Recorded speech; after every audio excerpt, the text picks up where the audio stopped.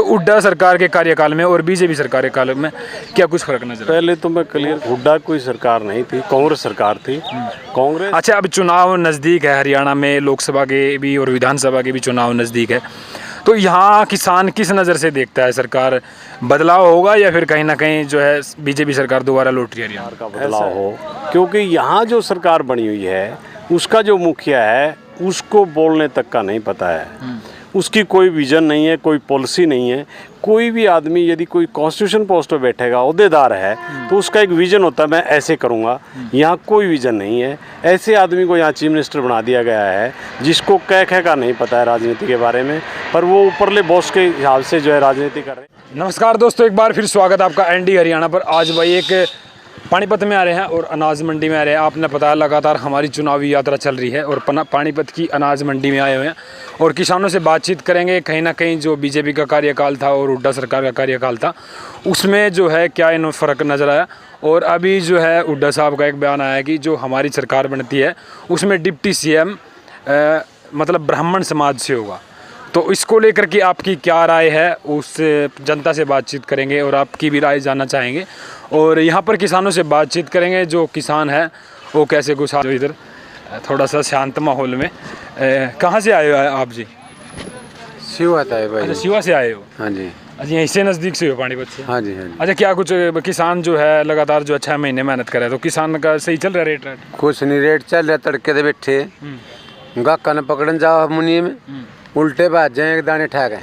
अच्छा, 3 दिन हो गए डेरी पड़ी आड़े। अच्छा जी। हाँ, बिरयानी माटी हो रही है लोग। क्यों नहीं बिक रही, क्या हुआ? तो क्यों न्यू का न्यू देख लो, तब फोटो तार कर भेजो इसका, क्यों नहीं बिक रही? जीरे में क्या कमी है? नहीं, आपने भी तो बताया होगा ना कुछ थोड़ा बहुत। अपनी मर्जी का रेट लगाओ और क्या बताऊँ। अल्ली है, इन्हें कोई अल्ली दिखा दो। अच्छा, देख फोटो तार कर दिखाओ इसके, कोई अल्ली बताओ इन्हें। चलो हाँ, देखेंगे अभी। वो डेरी 3 दिन में पड़ी है, इस डेरी तो पूरी मंडी में भी बढ़िया जीरी नहीं पानी। वो शाम में पड़ी है? अच्छा, कितना रेट लगाया उसका? इसका कोई 28 से लगा, कोई 27 से लगा हुआ है, कोई 29 से लगा हुआ है। अच्छा, आप वाली है डेयरी वो भी? हाँ, किसी की भी है तो जमींदार की। सूखे हैं? देखो बोल रहे सूखे हैं, सूखे हैं, सूखे सूखे हैं। हाँ। अच्छा, फिर क्यों या कहीं ना कहीं कहाँ कमी नजर आई आपको? भाई हमने नहीं बेरा कितना नजर आओ इनकी, की एक मीटिंग है, की नहीं है, तड़की उठ गए हैं, के जोत बत्ती लाओ हैं जमींदार। अच्छा, ये बताइए, बीजेपी का कार्यकाल भी देख रहे हो आप हरियाणा में, हुड्डा साहब का कार्यकाल? इससे हमने कोई लेना देना नहीं, हमने तो अपनी जीरी का मतलब है। अच्छा अच्छा, नहीं सरकार का भी तो कहीं ना कहीं इसमें अहम रोल है ना। अब नहीं, सरकार का हमने के बेरा सरकार का आगे इनका खुद का बताया है। हाँ, हम आज जी हाँ, इनसे बातचीत करेंगे। कहीं ना कहीं किसान वही समझ नहीं पा रहा इस चीज़ को। नमस्कार जी। सबसे नमस्कार जी। अच्छा, इस तरफ ले आओ आप कुर्सी थोड़ा सा, क्योंकि सूरज का थोड़ा सा फर्क पड़ जाएगा ना कैमरे में। तो सर, अपना क्या नाम है? मेरा नाम पवन कुमार है। अच्छा, हम मंडी में समझने के लिए आए थे। आखिरकार जो है सरकार कह रही है कि हमारे किसानों की आय दुगनी होगी है सरकार का, क्योंकि अभी चुनाव नज़दीक है। तो हमने सोचा मगर किसानों से बातचीत करी जाए, आप जैसे लोग मिलेंगे उनसे बातचीत करी जाए। क्या कुछ कहना चाहोगे? किसान खुश है?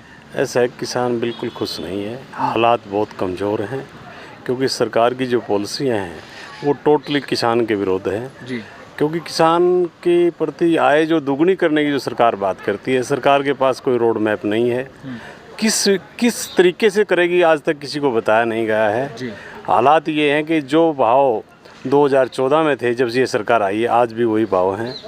और जो पेस्टिसाइड है, फर्टिलाइज़र है, उसके रेट बहुत ज़्यादा बढ़ चुके हैं। तो इनकम डबल होने के बजाय घटकरा दी रहेगी है। तो किसान विरोधी सरकार है ये, व्यापारी की सरकार है। व्यापारी को फ़ायदा देती है, किसान को नहीं। किसानों को फ़ायदा है, नहीं देती है। हाँ, जो खाद दवाई डाल रहा है उनका जो है ज़्यादा रेट हो गया, डालनी पड़े ज़्यादा। अच्छा, फिर किसान दुखी है इसमें? दुखी है किसान। मैं ये पूछना चाहता हूँ सरकार से, जब आप ये कहते हो भाई कोई भी सब्सिडी है किसी पेस्टिसाइड पर है जी, या फर्टिलाइज़र पर है, उसको आप ख़त्म करना चाहते हो, पर आप जो बाज़ार भाव है वो इंटरनेशनल मार्केट का नहीं देना चाहते। आज गेहूं का जो रेट है वो 3600 लेकर 3800 के रुपये बीच में इंटरनेशनल मार्केट में, जबकि यहाँ 2021-2200। यदि आप हमारे पे सब्सिडी ख़त्म करना चाहते हो, तो जब आप इंटरनेशनल दबाव में आकर सब्सिडी ख़त्म करें, तो मैं अपने प्रोडक्ट को कम से कम खुली मार्केट में इंटरनेशनल रेट से बेच सकूँ, इसके लिए इस पर एक्सपोर्ट बंद कर देते हैं। भाई क्यों करा? अब जीरी का ही देखें हम, तो जो मोटी जीरी थी उसका जो चावल था उसका एक्सपोर्ट बंद कर दिया, तो उससे जो किसानों को नुकसान हो गया। यदि एक्सपोर्ट शुरू रहता तो प्राइवेट मिलर जो है पीआर धान को भी 2500, 2600, 2700 रुपये लेते। पर हालात ये है कि अब वो पीआर को सरकार के रेट, क्योंकि एक्सपोर्ट बंद हो गए। तो इससे अल्टीमेटली जो सरकार की पॉलिसियां हैं एक्सपोर्ट से संबंधित, जो स्टॉक से संबंधित जो पॉलिसियां सरकार निकालती है, उससे अल्टीमेटली किसान को भारी नुकसान होता है। सरकार देने के टाइम पे तो सब्सिडियां ख़त्म करना चाहती है, लेने के टाइम पे बैन लगा देती है। अच्छा, ये फ़ायदा किसको हो रहा है? कहीं ना कहीं व्यापारियों को या फिर सरकार? ऐसा है, इसको अल्टीमेटली जो है सरकार जो है वोट को देखना चाहती है, क्योंकि एक बड़ा तबका जो है वो इसको कंज्यूम करने वाला है। जब इलेक्शन नज़दीक आता है, जब सरकार को ये लगता है भी तुम्हारा वोट बैंक खिसक रहा है, तो उसके भोजन के लिए जो है वो जानबूझ के एक्सपोर्ट बंद कर देते हैं ताकि रेट ऊंचे ना जाए मार्केट में और तुम वोट इलेक्शन अपने जीत सको। अच्छा जी। सरकार को फ़ायदा है। दूसरा, व्यापारी इसमें जो है बहुत भारी जो है मात्रा में स्टॉक करके उस पर जो पैसा कमाता है सरकार की शय पर। सरकार जो है बीच में जो है एक बार खरीदवा लेती है, बीच में किसी टाइम के लिए खोल देती है एक्सपोर्ट। वो लोग जो सरकार के नज़दीकी लोग हैं वो एक्सपोर्ट के ऑर्डर जो है बुक हो जाते हैं उनके, और वो पैसे कमाते हैं सरकार के। अच्छा, जो सरकार ने कुछ टाइम पहले जो पॉलिसी बनाई थी, किसान जो कानून आए थे, 3 कानून ये कहा करते कि भी काले कानून है, तो उसको लेकर के कहीं ना कहीं आप क्या मानते हैं? जो कर भी कह रहे थे कि भी किसान का सीधा डायरेक्ट जो है खेत से ही माल उठेगा, तो इस चीज़ को किस तरह समझो आप? जो कानून लेके आई थी सरकार, फिर किसानों के रद्द भी हो गए कानून? ऐसा है, जो कानून सरकार लेके आई थी वो सरकार हर चीज़ को प्राइवेट इसका जो है प्राइवेटाइजेशन करना चाहती है, उससे किसान को अल्टीमेटली भारी नुकसान होता। आज तो वो बाज़ार भाव दे देते, पर जब बाज़ार में इनके अलावा कोई और ख़रीदार ना होता, इन प्राइवेट ख़रीदारों को, जो सरकार की जो चाहती कंपनियां हैं, जिसने सरकार जिसको चला रही है, जिसको सरकार को बनाने में और हटाने में जो अहम रोल अदा करते हैं, सरकार को बहुत बड़ा चंदा देते हैं, अडानी, अंबानी, इस टाइप की जो कंपनियां हैं, तो वो लोग फिर पूरे जो खेती बाड़ी का जो सिस्टम है उस पर कब्जा कर लेते हैं और उस किसान मजदूर को एक्सप्लॉइट करते, उसको सामान सस्ता खरीदते और महंगा बेचते। कहीं ना कहीं ये तो ना कि किसानों की दुगनियाई के लिए करे हो सरकार ने। इससे तो बल्कि आधे से भी चौथा हिस्सा हो जाएगी। अच्छा जी। हाँ, आप ये देखोगे ना कि आप जो बाज़ार भाव है, जब वह सीजन आता तो वो एक सामान जो 2000 रुपये का उसको 700 रुपये में खरीदते। जब सीजन चला जाता, क्योंकि स्टॉक तो उसके पास है, फिर उसको 4000 रुपये बेचते। और जो एग्रीमेंट वगैरह जो करवाते हैं पहले वो पहले करते हैं, एग्रीमेंट से नुकसान होता। अल्टीमेटली ऐसा है, किसान के पास कोई इनकम का सोर्स खेती के अलावा नहीं है, खेती में बचत नहीं है इतनी, उसको करनी पड़ती है। मैं ज़मींदार हूँ तो मेरे पास इसके अलावा कोई अल्टरनेट है ही नहीं, मैं खेती करनी है, मैंने उसके अलावा मैं कर नहीं सकता। बिल्कुल बिल्कुल। तो मैं खेती, तो फिर मेरे पास इतना बड़ा लंबा चौड़ा जुगाड़ नहीं है कि मैं स्टॉक कर सकूं, इतना बड़ा मेरे पास सिस्टम नहीं, गोडाउन नहीं है, मैं उसको उसको मैं स्टॉक कर सकूं। बिल्कुल। तो इसलिए जो अल्टीमेटली ये लोग, जो प्राइवेट कंपनी आई थी, जो काले कानून आए थे, वो जो किसान के विरोध में थे और सरकार के हित में थे। सरकार जानबूझकर लेकर आई थी क्योंकि उन लोगों को लाभ पहुंचाना था सरकार को, जो सरकार को बनाने में अहम योगदान देते हैं। बिल्कुल बिल्कुल। अच्छा, दूसरा सवाल मेरा ये है, कहीं ना कहीं 2014 से पहले हुड्डा सरकार थी हरियाणा में और 2014 के बाद बीजेपी सरकार आई है, तो इन दोनों के कार्यकाल में जिस तरह किसानों की आय है वो किस तरह से इंक्रीज़ हुई है फिर या फिर डाउन हुई है, तो इसको लेकर के क्या कुछ कहोगे? क्योंकि अभी चुनाव नज़दीक है तो सरकार भी कहीं ना कहीं ये दावे करती है कि किसानों की आय दुगनी हुई है, तो हुड्डा सरकार के कार्यकाल में और बीजेपी सरकार के काल में क्या कुछ फर्क नजर? पहले तो मैं क्लियर कर दूं, हुड्डा कोई सरकार नहीं थी, कांग्रेस सरकार थी, कांग्रेस पार्टी की सरकार थी। उसकी जो पॉलिसियां थी वो किसान विरोधी नहीं थी, कहीं न कहीं किसान मजदूर के फ़ायदे में थी।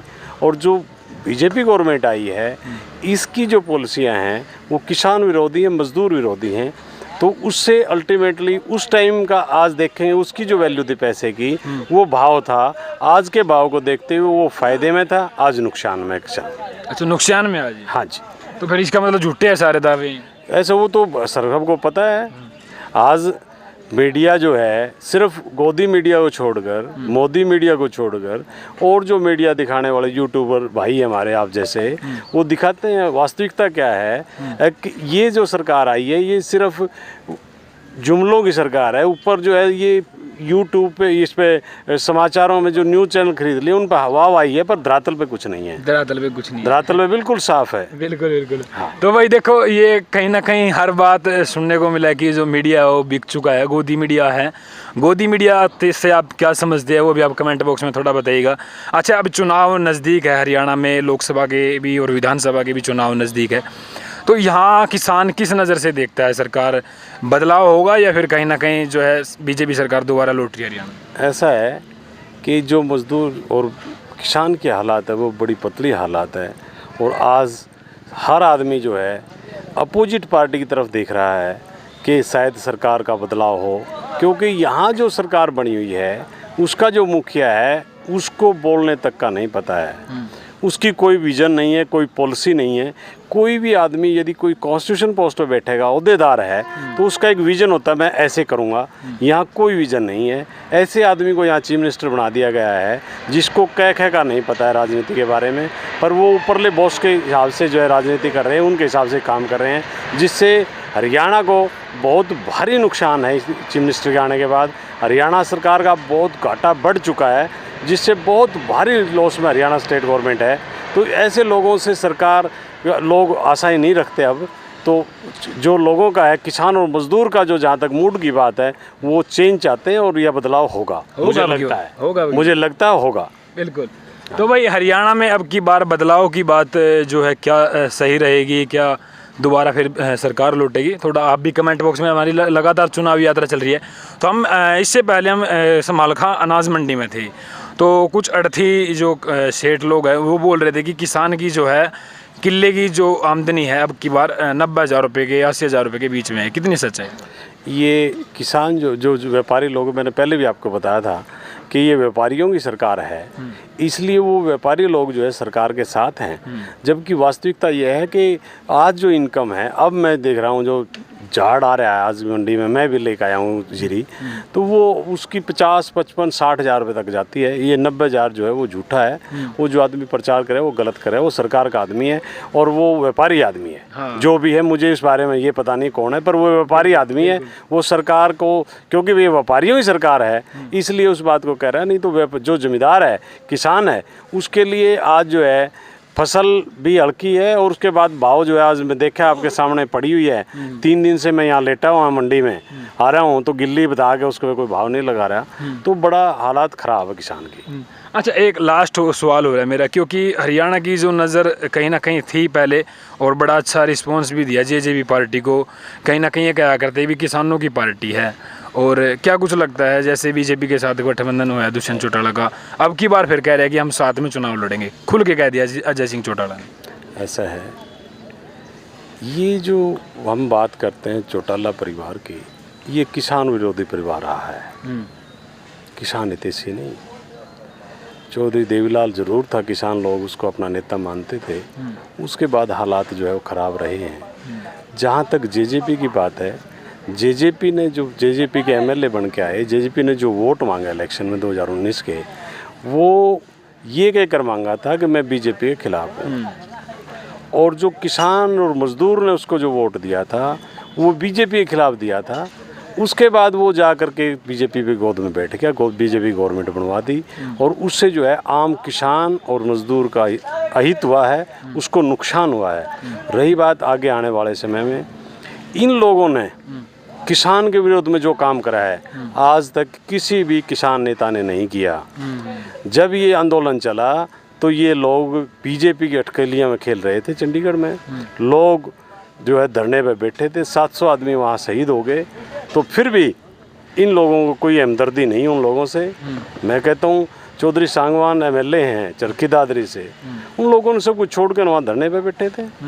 तो ऐसे ऐसे नेता हमें चाहिए, किसान नेता, मजदूर नेता, जो किसान के साथ जो कंधे से कंधा मिला काम कर सके। ये तो लोग ये किसान के नाम पे वोट ले गए, मजदूर के नाम वोट ले गए और अपने सिद्ध करते हैं हित, क्योंकि इन्होंने बहुत पैसा इसमें कमा लिया है।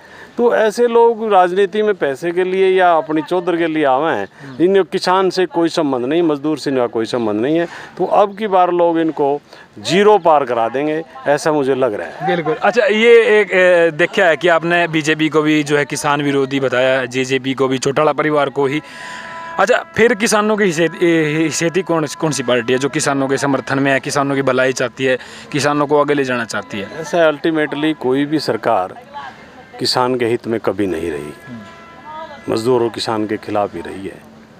पर यदि हम पॉलिसीज़ की बात करें तो थोड़ी थोड़ी कुछ पॉलिसियाँ जो है कांग्रेस सरकार की रही हैं जो किसान के हित में रही हैं। यदि हम अदर गवर्नमेंट की बात करें तो कोई गवर्नमेंट ऐसी नहीं थी जो किसान हितैषी हो। तो हालात ये हैं कि थोड़ा बहुत बोला, ज़्यादा नहीं। किसी भी आदमी ने स्वामीनाथन आयोग की रिपोर्ट को लागू नहीं किया। हर आदमी इलेक्शन में आवाज़ देता है, छाती फीर के कहता है भाई अब की बार हम आगे स्वामीनाथन की रिपोर्ट लागू कर देंगे, पर किसी ने नहीं करा। इसमें चाहे कांग्रेस हो, चाहे इसमें वो क्या नाम बीजेपी हो। बिल्कुल, थोड़ी आगे बात बढ़ी गई है। तो एक सवाल और मेरा है, क्योंकि कहीं ना कहीं जब सहमति बनी सरकार के साथ में किसानों की, उस टाइम राकेश टिकैत जितने भी तमाम किसान नेता थे वो उनमें सहमति बनी थी कि भाई एक कमेटी बनाई जाएगी किसानों को लेकर के, और उसमें एमएसपी की भी बात हुई थी, और जो आपने ये स्वामीनाथन की रिपोर्ट है इसको भी कहीं ना कहीं लागू करने की बात कही थी। तो किसान जो है, किसान नेता जो राकेश टिकैत है, जो किसानों के मसीहा माने जाते हैं, उसको लेकर के क्या कुछ कहोगे जो अब तक भी ये काम नहीं हो पाया? ऐसा है, कोई भी किसान नेता है, चाहे राकेश टिकैत हो, चाहे अदर जो संगठन है, 436 संगठन है इस देश में किसानों के, लीडर्स ने अपनी पूरी पैरवी करी, आंदोलन चलाया, आंदोलन का फल मिला, कानून वापस हुए। पर उसके बाद सरकार ने जो पॉलिसियां बनानी थी, सरकार ने जो कमेटी कॉन्स्टिट्यूट करनी थी, उसमें कोई भी लीडर क्या कर सकता है सिवाय आंदोलन के। अब आंदोलन, इलेक्शन आ गया है, तो मुझे लगता है कि भाई इसकी सारे किसान संगठन जो है दोबारा से कोई आंदोलन उस कमेटी को कॉन्स्टिट्यूट कराने के लिए, वो जो शर्तें जिस पर राजीनामा हुआ था उनको तय कराने के लिए, लागू कराने के लिए करेंगे, ऐसा मेरा विश्वास। ऐसा आंदोलन हो सकेगा जैसे ये हुआ? हाँ, आंदोलन तो इससे बड़ा भी हो सकता है। अब किसान को जो है आंदोलन करने का पता, उसको अपना हक मांगने का पता लग गया है, वो पीछे हटने वाला नहीं है, वो अपना हक मांगेगा। बिल्कुल बिल्कुल। सर, क्या नाम है आपका? पवन कुमार मेरा नाम है। देखो, पवन कुमार सर ने कितनी अच्छी तरीके से जो है, पढ़े लिखे किसान हैं, ये समझते हैं हर चीज़ को, तो अच्छे तरीके से हमने समझने की कोशिश की। और देखो, ऐसे ऐसे जो किसान हैं हमें कम देखने को मिलते हैं और कम ही मिलते हैं। बाकी आपने क्या ऐसी लगी है जो पवन जो है, पवन किसान सर जी इनसे बातचीत करी, काफ़ी आदरणीय व्यक्ति हैं और यहाँ पर पहुँचे थे मंडी में।